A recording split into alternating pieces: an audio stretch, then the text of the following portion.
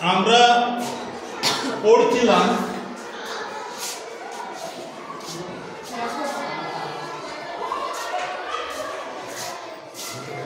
প্রথমে পড়েছিলাম আমরা কারক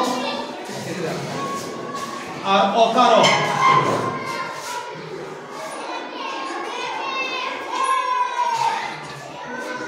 এই দুটো দিয়ে আমরা প্রথম শুরু করেছিলাম।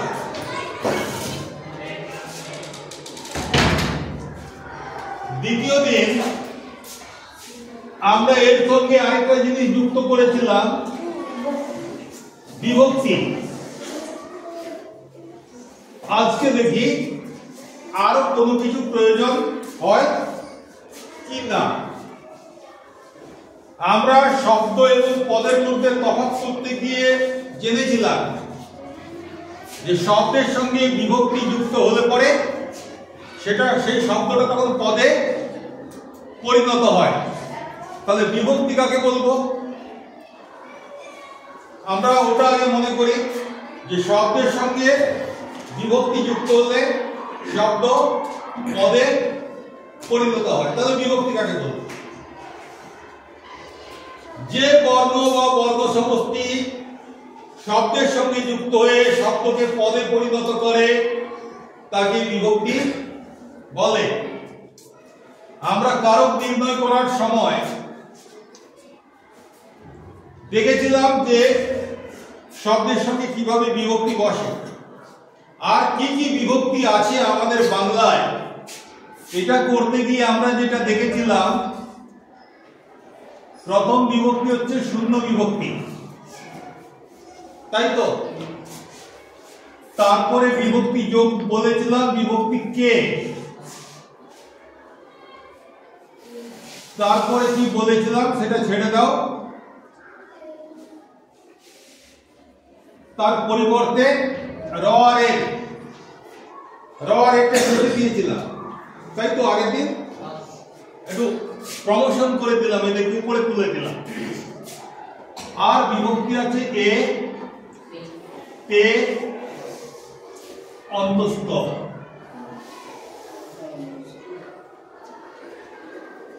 এই বিভক্তিগুলো শব্দের সঙ্গে যুক্ত হয়ে শব্দকে পদে পরিণত করে, অর্থাৎ শব্দকে বাক্যে ব্যবহারের উপযোগী করে তোলে। এদের মধ্যে একটা বিভক্তি অদ্ভুত বিভক্তি আছে। কোনটা?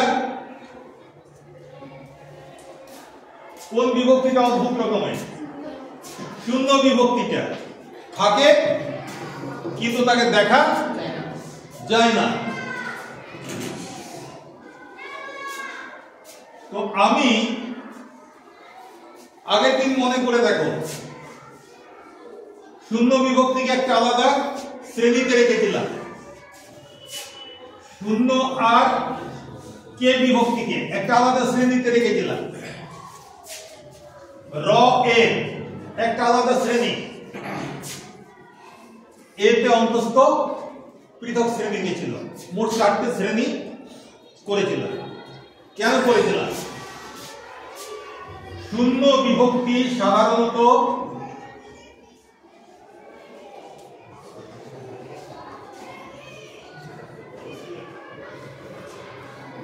কর্তৃকারকে ব্যবহৃত হয়। শূন্য বিভক্তি সাধারণত কর্তৃকারকে ব্যবহৃত হয়। দেখো, একটা কথা আমি বলছি কিন্তু সাধারণত, আমি সর্বদা বলছি কি? সর্বদা বলছি কি? সাধারণত, অধিকাংশ ক্ষেত্রে।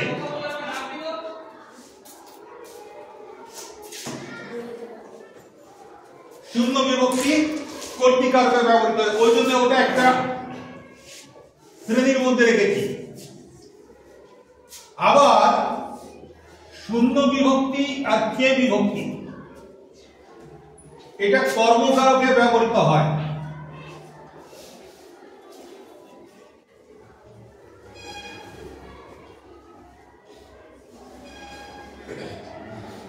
অর্থাৎ যদি শূন্য বিভক্তি থাকে, যে পদটার মধ্যে শূন্য বিভক্তি আছে সেই পদটার সঙ্গে ক্রিয়ার সম্পর্ক হবে কর্তৃকারক, তাই তো? আবার এটা কর্মকারক হতে পারে, কারণ শূন্য বিভক্তি কর্তৃকারকেও যোগ হয়, কর্মকারকেও যোগ হতে পারে। কিন্তু কর্তৃকারক আমরা যে বললাম শূন্য বিভক্তি, এটা একটা ক্যাটাগরি গেল। দ্বিতীয় ক্যাটাগরিতে শূন্য এবং কে এই দুটোই কর্মকারকে ব্যবহার হতে পারে। 3 নম্বর শ্রেণী কি করেছি, র এবং এর। এই বিভক্তি দুটো কোনো কারকে ব্যবহার হয় না। আমরা একটাই অকারক পদ এখনো আলোচনা করেছি, কোনটা? সম্বন্ধ পদ। তাহলে র এবং এর বিভক্তি সম্বন্ধ পদের ক্ষেত্রে ব্যবহৃত হয়। এতে আর অন্তস্থ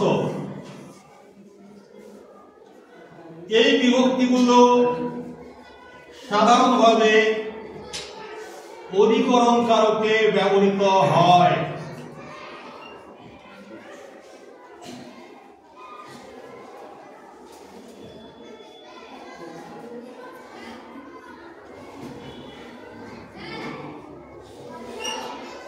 কি জানলাম?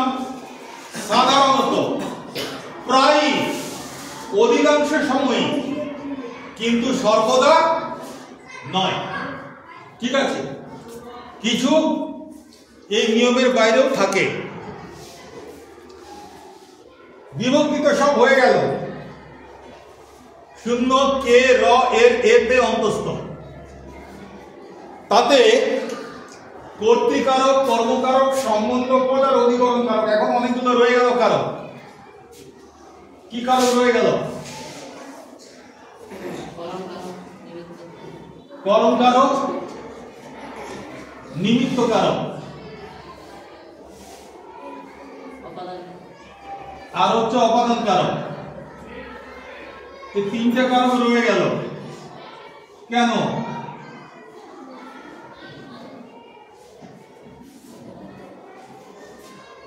তার কারণ সাধারণভাবে শুধু বিভক্তি দিয়ে এই কারকগুলো তৈরি করা যায় না।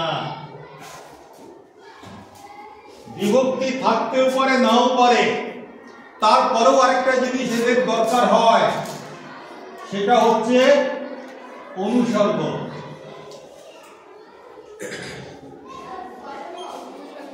বিভক্তি ছাড়াও আরেকটা জিনিস এদের দরকার হয় করণ কারক, নিমিত্ত কারক, অপরণ কারক হতে গেলে। সেইটাকে কি বলে? অনুসর্গ। অনুসর্গ এক প্রকার অভ্যাস। কিন্তু আবার বলছি, সব সময় নয়, অধিকাংশ সময়।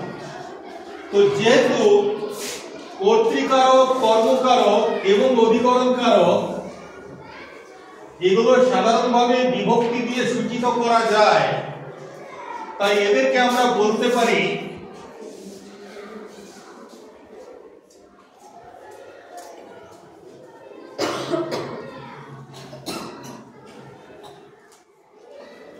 বিভক্তি প্রধান কারক বা বিভক্তি নির্ভর কারক। ঠিক আছে? আর এই 3টে কারক, করণ কারক, নিমিত্ত কারক এবং অপাদান কারক, এরা যেহেতু শুধু বিভক্তি দিয়ে এদেরকে আমরা প্রকাশ করতে পারি না, অনুসর্গেরও প্রয়োজন হয়। তাই এই 3টে কারককে আমরা কি বলতে পারি? বলো, অনুসর্গ প্রধান কারক।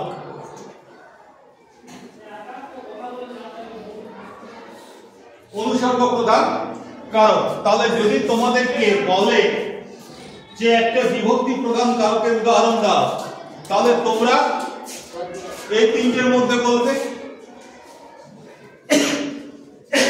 যদি বলে একটা অনুসর্গ প্রধান কারকের উদাহরণ দাও, তাহলে তোমরা এই 3টা থেকে বলবে। এটাকে বাদ দিলাম কেন? কারণ এটা কারক নয়, এটা অকারক পদ। তো উদাহরণ দিয়ে দেখাই তোমাদেরকে। সেই একটি উদাহরণ, রবীন্দ্রনাথই তো আমাদের ভরসা সবকিছুতেই।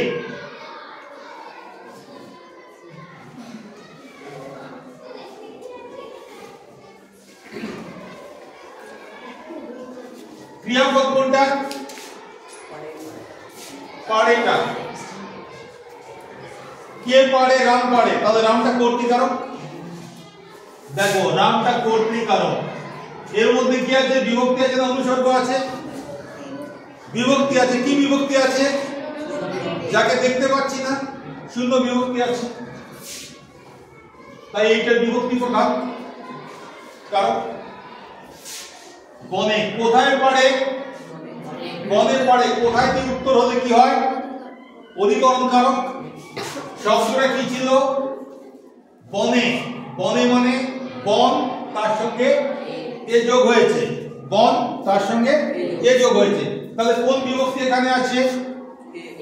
এ বিভক্তি আছে। ফুল পারে। কি পারে?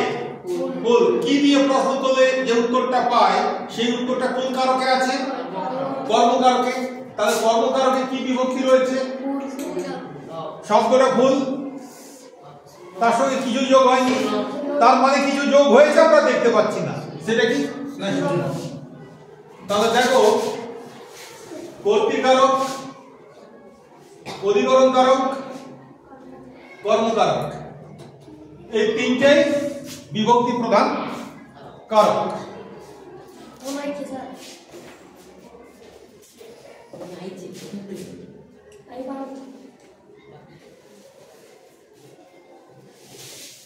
সেই তিনটেই বিভক্তি প্রধান কারক বোঝা গেছে।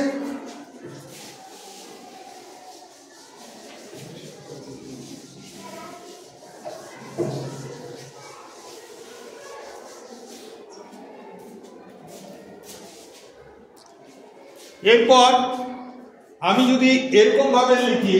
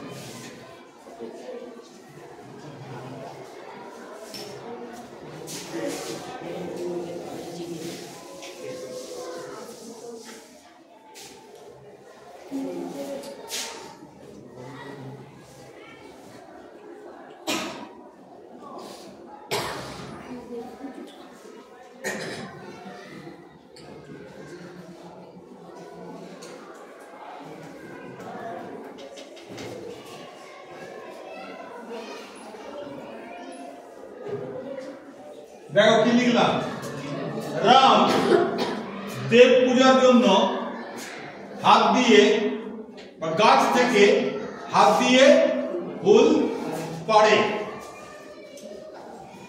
ক্রিয়াপদ কোনটা? এটা ক্রিয়াপদ। কারক নির্ণয় করার সময় বারবার বলছি আগে কিন্তু ক্রিয়াপদকে খুঁজতে হবে। ক্রিয়াপদকে খুঁজে না পেলে কারক নির্ণয় করতে পারবো না। কেন? কারণ কারক জিনিসটাই হচ্ছে ক্রিয়াপদের সঙ্গে অন্য পদের সম্পর্ক। তাহলে ক্রিয়াপদকেই যদি খুঁজে না পাই তাহলে তার সঙ্গে অন্য পদের সম্পর্ক আমরা কি করে খুঁজবো? তাই ক্রিয়াপদটাকে বের করতে হবে। কে পারে? রাম। তা রাম কর্তৃকারক। দেখো এখানে শূন্য বিভক্তি আছে। কি দিয়ে পারে? তার উত্তর কি? এটা কি কারক হয়? করণ কারক। দেখো এবার করণ কারক শব্দটা কি ছিল? হাত, তার সঙ্গে যোগ হয়েছে কি? দিয়েটা বিভক্তি মনে হচ্ছে?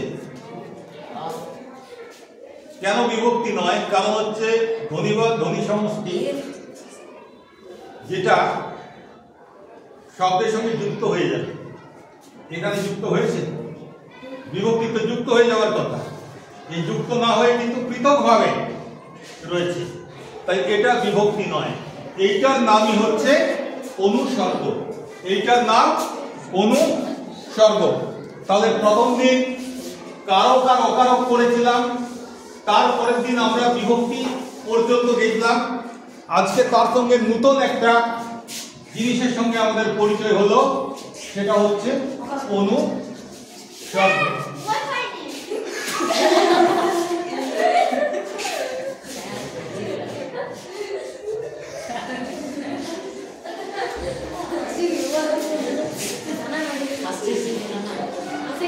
ওরা বাচ্চা ছেলে, ওরা জানে না যে কোথায় কি বলতে হয়, ওরা হাতের কাছে আমাদেরকে পেয়েছে, তাই আমাদের কাছে তাদের অভিযোগ জানাচ্ছে। তো প্রথমে কারক অকারক শুরু করেছিলাম, তারপর দিন বিভক্তি আমাদের সঙ্গে যোগ দিয়েছিল, আজকে আমাদের সঙ্গে যোগ দিচ্ছে অনুসর্গ। তাহলে করণ কারক করার ক্ষমতা সাধারণভাবে বিভক্তি নেই। করণ কারকের জন্য আমাকে একটা অনুসর্গের প্রয়োজন হচ্ছে, তার জন্য আমি বলছিলাম করণ কারক হচ্ছে অনুসর্গ, কি বললাম, প্রধান কারক হলো। এবার দেখো কি জন্য পারে, দেব পূজার জন্য। কি জন্য, কার জন্য, এরকম প্রশ্ন করলে যে উত্তরটা পাই সেটা কি কারক, নিমিত্ত কারক। তাহলে নিমিত্ত কারকেরও কিন্তু এখানে দেখো বিভক্তি রয়েছে, দেব পূজা তার সঙ্গে র বিভক্তি রয়েছে, কিন্তু রয়ের একার হিম্মত নাই যে একে নিমিত্ত কারকে পরিণত করে। এখানে তো বিভক্তি ছিল না, আমি ধরে নিচ্ছি ছিল না, বা যদি বলো শূন্য ছিল তাও মেনে নিচ্ছি, তো ভেঙে বের করতে পারবো না। তাহলে এখানে বিভক্তি ছিল না, আমি ধরে নিচ্ছি বিভক্তি নেই, কিন্তু শুধু অনুসর্গ দিয়েই আমার করণ কারকের কাজটা হয়ে গেছে। নিমিত্ত কারকের কাজটা করার জন্য এখানে বিভক্তি ছিল একটা, তাতেও কিন্তু সে পারলো না, এটা একটা অনুসর্গ দিতে হলো জন্য। তাই নিমিত্ত কারকটাও অনুসর্গ প্রধান কারক। তাহলে কটা অনুসর্গ এখনো পর্যন্ত পেলাম এই বাক্যটায়? অনুসর্গ কটা পেলাম? কি কি? জন্য আর দিয়ে। এরপরে প্রশ্ন করি, রাম দেব পূজার জন্য হাত দিয়ে ফুল কোথা থেকে তোলে? গাছ থেকে। কোথা থেকে দিয়ে প্রশ্ন করলে যে কারকটা হয়, মানে উত্তরটা যেটা পাই সেটা কোন কারক? অপাদান কারক। তাহলে অপাদান কারকেও দেখো আমার অনুসর্গের প্রয়োজন হচ্ছে, তাই অপাদান কারকটাও হচ্ছে অনুসর্গ প্রধান কারক। স্পষ্ট হয়েছে? এবার কি বললাম,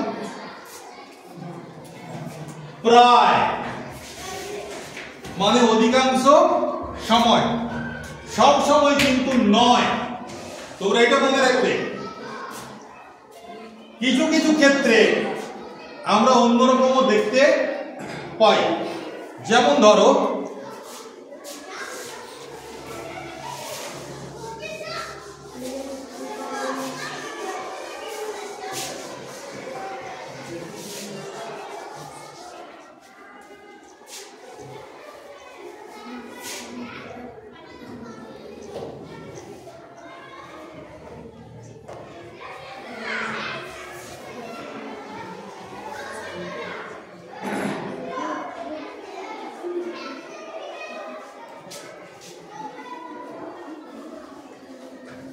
ছোটবেলায় আমরা পেন্সিলে লিখতাম, এখন আমরা কলমে লিখি, তাই তো?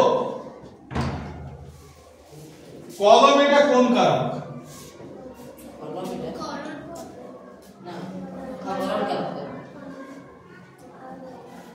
আমরা যার সাহায্যে কাজ করি, কোন একটা কিছু কাজ করতে গেলে যেটা প্রয়োজন হয়, যেটা দিয়ে কাজ করি, সেটাই তো করণ। একটু আগে আমি কি বললাম? করণ হচ্ছে অনুসর্গ প্রধান কারক। এখানে অনুসর্গ প্রধান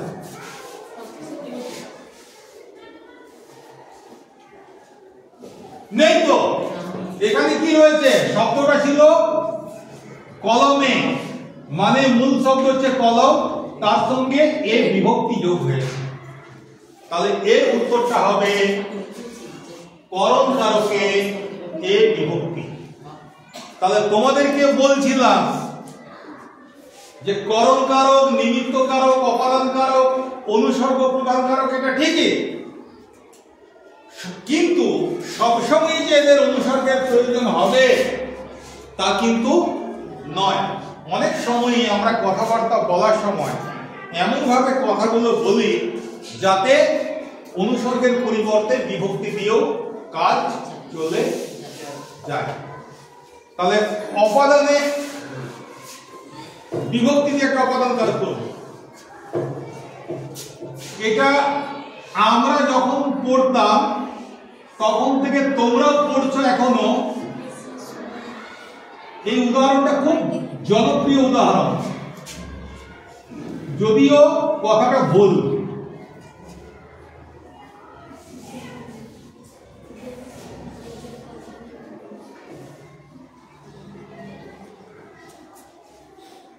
কালো মেঘে বৃষ্টি হয়। বৃষ্টি হওয়াটা হচ্ছে ক্রিয়াপদ। এটা কি কারক হবে?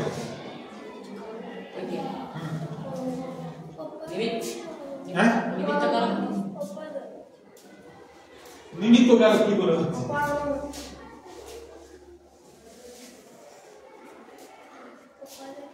ছেলে পড়ে না, কিন্তু উত্তরটা ঠিক দিয়েছে। অপাদান অপাদান করে বিড়বিড় করছে। অপাদানই তো, মেঘের উপরে তার বৃষ্টিটা হচ্ছে না, যে অধিকরণ হবে। কালো মেঘে বৃষ্টি হয় মানে কালো মেঘ থেকে বৃষ্টি হয়, তাহলে এটা হচ্ছে অপাদান কারক। আবার লক্ষ্য করে দেখো যে এখানেও কিন্তু কোনো অনুসর্গ নেই। এখানে কালো মেঘ শব্দটা আছে, তার সঙ্গে কি বিভক্তি যুক্ত হয়ে আছে? এর সঙ্গে এ বিভক্তি যুক্ত হয়ে আছে। তো এভাবে অনুসর্গ প্রধান কারকগুলোকেও কিন্তু আমরা বিভক্তির সাহায্যে কখনো কখনো ব্যবহার করি, প্রকাশ করতে পারি। পরিষ্কার হয়েছে ব্যাপারটা? এরপরে যেটা বাকি রয়ে গেল আমাদের অকারক পদ দুটো। এখনো কিন্তু আমি অনুসর্গ কাকে বলি এটা বলিনি। কর্তৃকারক, কর্মকারক, করণকারক, নিমিত্ত কারক, অপাদান কারক, অধিকরণ কারক, এগুলো সম্বন্ধে বিস্তারিত আলোচনা করিনি। তোমাদেরকে শুধু তাদের সঙ্গে পরিচয় করিয়ে দিয়েছি। তার সঙ্গে যেটা হয়েছে সেটা হচ্ছে আমরা সম্বন্ধ পদকে চিনতে শিখেছি, যেটা হচ্ছে একটা অকারক পদ। সম্বন্ধ পদে কি বিভক্তি থাকে? সম্বন্ধ পদে সব সময়, কি বললাম? সব সময়, মানে আগে বলছিলাম প্রায়, আগেরটাই উদাহরণ দিলাম প্রায়, আগে যখন উদাহরণগুলো দিচ্ছিলাম বলছিলাম প্রায়, কিন্তু সম্বন্ধ পদে সব সময় র অথবা এর বিভক্তি হতেই হবে। র কিংবা এর বিভক্তি ছাড়া সম্বন্ধ পদ হয় না। এবার সম্বন্ধ পদ কিভাবে বুঝবো? প্রশ্ন করো, কার অথবা কিসের? এই প্রশ্নের যে উত্তরটা পাবে সেই উত্তরটাই হচ্ছে সম্বন্ধ পদ। কি বললাম? সম্বন্ধ পদ কাকে বলে? ঠিক তার পরের শব্দটি যে কার কিংবা কিসের দিয়ে প্রশ্ন করো। যেমন ধরো চক, কার চক?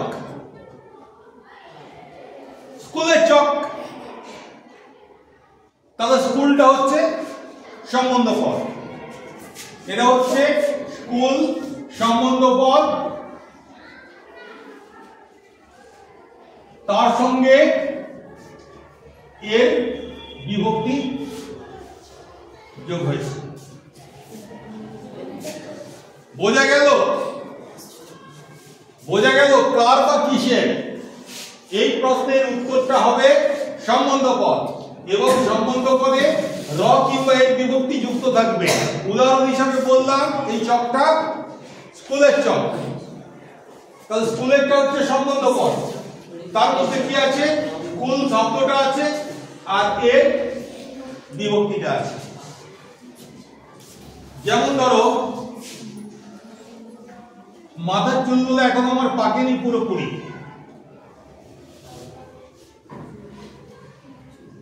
মাথার চুল, কার চুল? মাথা, ঠিক আছে? তাহলে মাথারটা হচ্ছে সম্বন্ধ পদ, এখানে কি আছে? মাথা শব্দ আছে, র বিভক্তি আছে। আচ্ছা, পুতুলদের কি থাকে?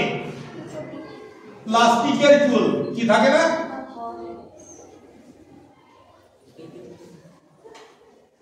এখানে প্রশ্নটা কি হবে? কিসের চুল? না প্লাস্টিকের চুল। তাহলে প্লাস্টিকের শব্দটা হচ্ছে সম্বন্ধ পদ, এখানে কি বিভক্তি আছে? মূল শব্দটা প্লাস্টিক, তার সঙ্গে এর যোগ হলো, তাহলে হয়ে গেল প্লাস্টিক কেপ। সম্বন্ধ পদ বোঝা গেল? এবার বলি অনুসর্গ কাকে বলে। অনুসর্গ কাকে বলে বুঝতে গেলে একবার আমরা মনে করে নিই বিভক্তি কাকে বলে। যে ধ্বনি বা ধ্বনিগুচ্ছ শব্দের সঙ্গে যুক্ত হয়ে শব্দকে পদে পরিণত করে, অর্থাৎ শব্দকে বাক্যে প্রযুক্ত হওয়ার যোগ্যতা প্রদান করে, তাকে বিভক্তি বলে। হয়েছে তো? এবার অনুসর্গ কাকে বলে? খুব সহজ। যে অব্যয় পদগুলি বিভক্তির কাজ করে তাদেরকে বলে অনুসর্গ। বিভক্তির এত বড় কাজ বললাম, যে অব্যয় জাতীয় শব্দগুলো বিভক্তির কাজটা করে তাকেই বলা হয় অনুসর্গ। তার মানে অনুসর্গ হলো সেই অব্যয় জাতীয় শব্দ যারা শব্দের সঙ্গে যুক্ত হয়ে, বিভক্তিত শব্দের সঙ্গে যুক্ত হয়ে, বিভক্তি সংখ্যা দিয়ে সব বলছিল তো, এইখানটায় পাল্টাবো, শব্দের সঙ্গে যুক্ত হয়ে নয়, অনুসর্গ কখনো যুক্ত হয় না। তাহলে কি লিখবো? শব্দের পরে বসে, বিভক্তি শব্দের সঙ্গে যুক্ত হয়ে, অনুসর্গ শব্দের পরে বসে। তাহলে যে অব্যয় জাতীয় শব্দ কোন শব্দের পরে বসে সেই শব্দকে পদে পরিণত করে, অর্থাৎ বাক্যে ব্যবহারের যোগ্যতা প্রদান করে, বাক্যে প্রযুক্ত হওয়ার যোগ্যতা প্রদান করে, তাকে অনুসর্গ। বোঝা গেছে? ঠিক আছে, তাহলে আজ এই পর্যন্তই।